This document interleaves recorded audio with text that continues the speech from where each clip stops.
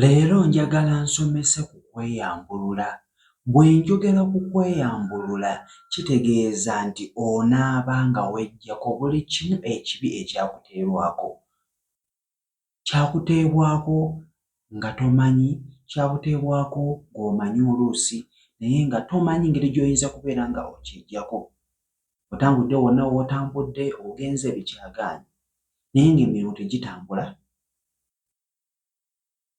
Omukwano gukyagaanyi, ssente zo zikuyita buyisi mu ngalo, kwegamba olina embeera gy'oyitamu nawe gy'ogamba nti eno embeera ngikooye.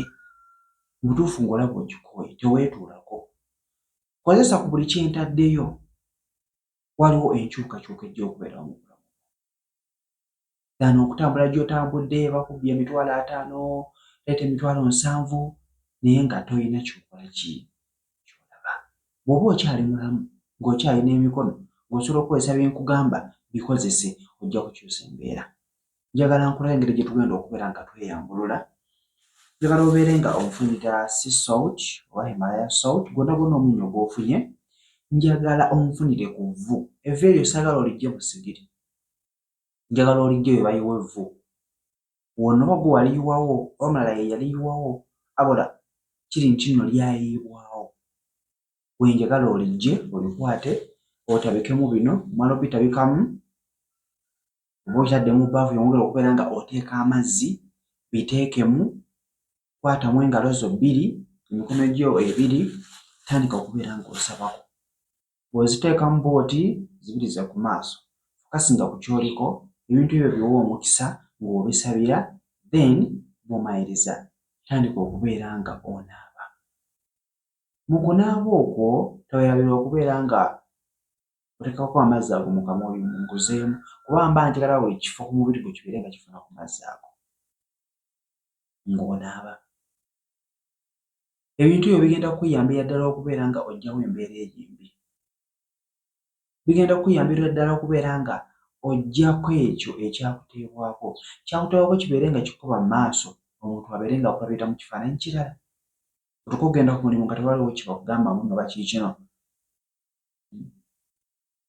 Wadde n'omuntu okukusuubiza nti oba nja kudda, ne bakuddamu ekigambo ekikumalamu amaanyi, kisobodde kuwa omulimu. Naye nga n'ensonga togimanyi, buli kimu wakiyise bulungi, oli kadaama oli ssekadaama, naye ggwe okyusa buli mulimu. Kaseera okyusa omulimu ono odda wano, odda wali, odda wano, odda wali.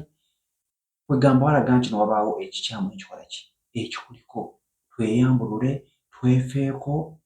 Abasinga vidiyo z'okweyambula temuziwa budde, naye ate nga kugenda okubeera nga kukuviirako okubeera nga oyambululwa, osobole okubeera nga spells z'okola zikukolera.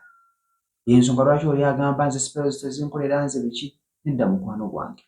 Bennyina abalala olijja kugamba nze omunnyo wange naaba ntabuka, manya olina ekizibu, waliwo ekikuliko, that's why bw'onaabako bw'oti otandika okubeera nga okola ki? Nga otabuka. Kikuliko olw'ensonga nti olina muli ekiruubirirwa nti oyagala kubeera bulungi, kale naye kikulemesa okubeera ng'okola ki?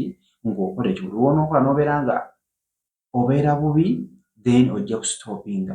Kyo kikubeeremu munda, oba okiraba.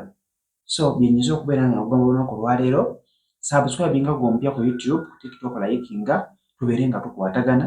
Sinabadde ka vidiyo konna wonna oba osobola okubeera nga okafuna mbere bulungi, mbaagala nnyo.